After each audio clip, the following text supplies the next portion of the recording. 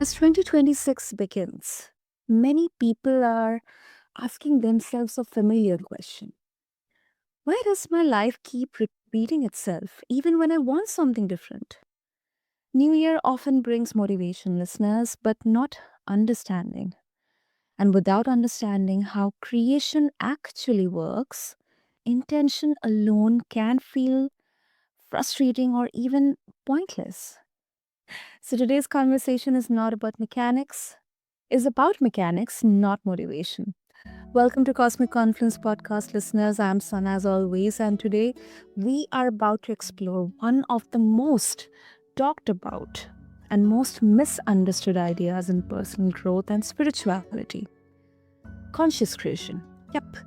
And my guest, Dr. Gretta Chamberlain, is a mystique channeler, educator, energy healer, and transformational specialist whose work centers on one core premise: that reality is not random, it is not purely external. It is shaped by the interaction between what we think and what we feel. So, this conversation is not about positive thinking, let me tell you that, listeners. It is about responsibility, nervous system patterns, emotional truth, and why awareness alone does not always change outcomes. So, Dr. Greta, welcome to the show, and I'm really, really honored to have you here. Thank you so much, and so honored to be with you and to be with your audience and to talk about something that I love to talk about, which is creation of reality. Yeah. So thank you. Yes. Thank you for having me here. Thank you so much, Dr. Greta. And let's begin with first, trying to understand, like, what does it mean to say that you are the creator? Like, you often say that people are not creating their lives consciously, even when they believe they are. Like, sometimes I also believe that yes, I am consciously creating it. But uh, when I'm hearing this phrase that I'm the creator of my reality, what do you think is usually misunderstood first? A lot of times people do not, in fact, most people I can say, do not understand that they create their own reality. Some people don't want to understand that because they don't want to claim the realities that they created as their own. I know myself personally, like I've been doing the work now for about 40 years, but Mhm. when I first started, I was studying science of mind with Ernest Holmes. Um, system. And Claudine was my teacher. And I came into the class, which was that I had put together with some friends. And I just happened to get there first. And she said, "Well, Greta, you know you create your own reality." And Yeah. I said, "Don't tell me that." I said, "I do not want to hear that. I can't say the word that I said. It would be inappropriate on your station or on this program, but, uh, I added a little flavor to it when I said, "You have got to be kidding me. I did not create this." So I can thoroughly identify with people who find that to be absurd, you know? Yeah. But everything has been set up for us to be able to understand it as we go through life, this life. And one thing, the simplest thing that you first learn, and I know I'm feeling that your audience, because of you, has a lot of expansion of consciousness on this concept. But I want to just say that the first thing you learn is that creation of reality begins with thought and emotion, with thoughts. And you learn that thoughts are things. So they're not just something that pops up randomly in your brain, that it's popping up there for a reason, and you're bringing it there for the reason. So, it's thought and emotion. When I was studying, clinical psychology, because that before I worked on this doctorate, I was working on a doctorate in clinical psych. And one of the books that I was reading for, they were talking about the unconscious. And it was saying that um, nobody knows what the unconscious has in it or what it's thinking. That was one of the tenets. The other one was that, well, how do you create the reality? How do you create your experience? They didn't use reality, they just said experience. So there were 3 theories at the time that I found under clinical psychology. One was that the thought came first and then the emotion. The other theory was that the thought and the emotion come together. The other one was that emotion comes first and then thought. But I've learned that it is thought and emotion. That's how it follows. The emotion is what gives the thought the energy. I always use the analogy of a car. If the car has no gas in it, it's not going to, you can't get in it and drive it. It's not going to move. It will, but it can move. You can get there and push it, or you can call for a tow truck. The tow truck will come, put it on the platform and drive it off. But as far as it moving on its own volition, it will not do that. So I say, but if you put the gas or the petrol to it, it's gonna move for you. So think of the thought as the car without the gas. Now we're going to add the gas to it, which is the emotion. When you add the emotion to the thought, then it starts to actualize that thought. Now, this process happens so quickly that we don't even realize that that's what's happening. So we don't realize that we are actually creating our reality at every moment because there are different types of realities. Everything in your experience, your personal reality, because some people get confused. How do you know when it's yours? How do you know when you've created it? Well, you're going to know when you created it and that it's yours by the fact that you are personally experiencing it. Now, the one word I would like everybody to cue into is personally. That means it's yours, it's your experience. When you have experienced it yourself, then you have created it. That's how that works. If somebody else is experiencing it, then uh that's their creation. But I'd like to give your audience and you um a tenet that works for the entire universe and works for all of existence. And I want to distinguish between the universe and all of existence. The universe is where we are with the planets, the suns, the solar systems for this region called this universe. But we don't know which universe we are because see that which we call the force. I know that sounds like Star Trek, but I always refer to it as the force.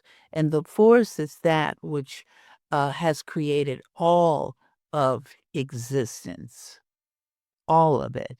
That means that this universe could be universe number 232, but there's another universe in existence that's number 9,516,000. So there's the force is constantly in a state of creation of reality. Now, with that in mind, what I was going to say that the tenet is create, support, support, create. like you and I right now are in a relationship with each other. So therefore, it's like, I have, um, I have I'm creating and you are supporting me, and you are creating and I am supporting you right now, right now. It's always create, support, support, create. And that is for all of existence. That's why I wanted to talk about, that the force is in a constant state of creation of realities, you know. All right. Mhm. So with that in mind, it's personal. Like if you're temporarily experiencing having a cold or the flu, Mhm. or a virus infection. You have created that. If you get into an automobile accident, you're personally in it. You're experiencing some personal things from that experience. Then you Mm. created it. Like it seems like for instance, I was in a class with a woman and the professor was saying something. She didn't like it too much, but how did I know that? She said, "Ouch." And so then said, "Well, what happened?" And the class said, "What happened?" She said, "Oh, I have a paper cut on my finger." Mhm. So that was an accident. It was on her finger. She created that. See, accidents are really our own personal creations of reality. If something happens to our bodies, then Mhm. it's our creation of reality as well. A quick pause for you listening listeners. If this conversation is already giving you language for what you feel inside, or if you feel it's helping you see your patterns with a little less shame, hit follow. All right, back to it. It really kind of felt like a beautifully flowing masterclass, like a lot of visualization and thinking. And then, kind of sometimes we have those moments where we think about who am I, or what is this earth in here, or as you mentioned about the possibility that, because it's scientifically also our astrophysicists and people are researching about it, and the number of universes, like what we are seeing, till the extent what we are seeing is probably the the minimalistic reality that we know, but we do not know beyond that, and we are kind of in that constant kind of run to explore more and more. But it's really a beautiful reflection and a beautiful way to explain, Dr. Greta. So it's kind of an appreciation that I have. Thank you, thank you. I do have I have experiences outside of Earth as well. So I'm very not with all the species, and sometimes I've dealt with a species that has come from another universe.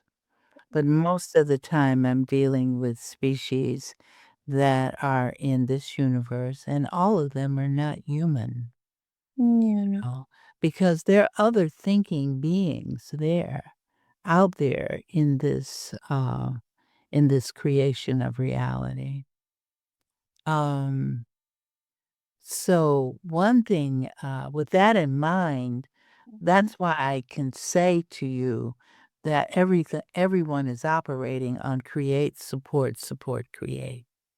Because I do work with other beings that are not humanoid in nature. So Mhm. that is that's one of my tasks, one of my responsibilities uh, that I have, you know. Mhm. There are 3, I always divide my life into 3 parts. One part is the medical part, that I do remote energy work on people, around the world. I've worked with people in Australia or New Zealand, England, different places like that, South America, of course, in the United States as well.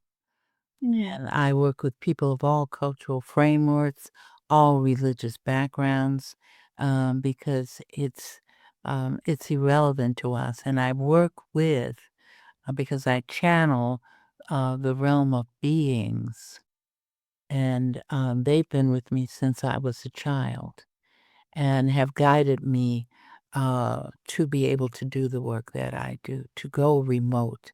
Um, which is not uncommon. A lot of people have learned to do that now. My mentor, who's no longer in this reality, she made her transition. Dr. Irene Hickman was the one I spent 3 days with her, along with others, and learned how to go remote. Not and what we do is not remote viewing. Remote viewing means that you just go out to see things like you'd like if I wanna come to you, I can say, "Take me Mhm. to your house," and I will be there and be able to tell you what I see in your house. Or I can say, "Take me into your body. I want to see what do the cells look like in your body." You see, these are all realities. So Mm. inside your body, the cells are creating reality as well. Everything is living. When I was a child in kindergarten class, they used to say, the teachers were priding themselves on teaching us that life is in 2 categories. It's either living or non-living, Unknown living. Yeah. and we had to learn that because they tell you, okay, a rock. Is a rock living or non-living? And if you said living, they're going to tell you you're wrong. That this is a rock. This is not a being. It's not running. It's not moving. It's just sitting. So therefore, it is non-living. Now, with that in mind, I must share a story about my Mhm. daughter. She's 38 years old now, but when this occurrence happened, she was only about 4 or 5. No, in fact, she was about 4 years old. And I was in a store, a spiritual store, looking for some books to read. And she came up to me. I had taught her she could walk around the store because it had crystals in it. It was a beautiful store. I said, just don't touch anything because mommy cannot afford to pay for it. So just walk around, don't touch. So she comes up to me and she says, Mommy. I said, yes, Kai. She said, I've got to go over and pray for that rock. Now the rock, it was a big, like a small, medium-sized little boulder, and maybe about 6 inches. Um, I can't translate it into centimeters right now, but it was Yeah. about 6 inches wide, 6 inches tall. Just a Mhm. big, uh, little piece of rock. So, I said, "Okay," because I wasn't going to tell her, "Don't do that." So I went and I sat near her, and she knelt down in front of the rock, put her hands together, praying for that rock. She stayed there for approximately 10 minutes. Then she got up, she came over to me, and she said, "It's all right now." And I said, "Good job, Kai, good job." Of course, I immediately went over to say, "Let me buy this rock," right? So Mhm. I went over to the counter and I said, "I'd like to buy that rock that's on the floor." And they said, "It's not for sale." The lady said, "It's not for sale." I said, "Well, what does it do? What is its job?" She said, "It's there to pick up all the low vibrational energies that come into the store." So with that in mind then, that rock connected spiritually with my child and said, "Come help me." My child went over, knelt down, and at that time we were praying. She prayed for the rock so that it would get better and that it would feel better. So that meant in order for that rock to communicate with my child to let her know it needed assistance meant that the rock is living. So that was a clarification for me that everything is energy. Everything is energy. There and energy is living. It's the energy is used to create our realities. We use it to do that. It's living, and everything is really living.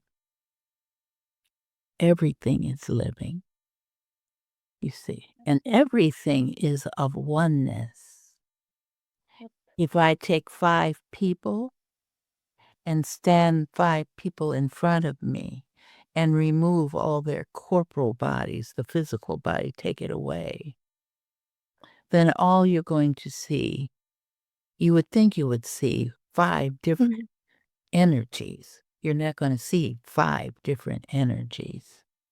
You're only gonna see one energy because we are all one. We just don't realize it when we come here as human.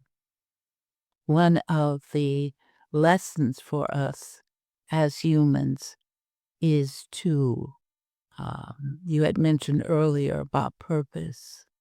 Yeah. So one of the lessons that we have to learn is to love ourselves unconditionally. When people come to me, I want to figure out my purpose. Your purpose is to love yourself unconditionally. When you love yourself, then you can love others. Until you learn to love yourself, you cannot love others.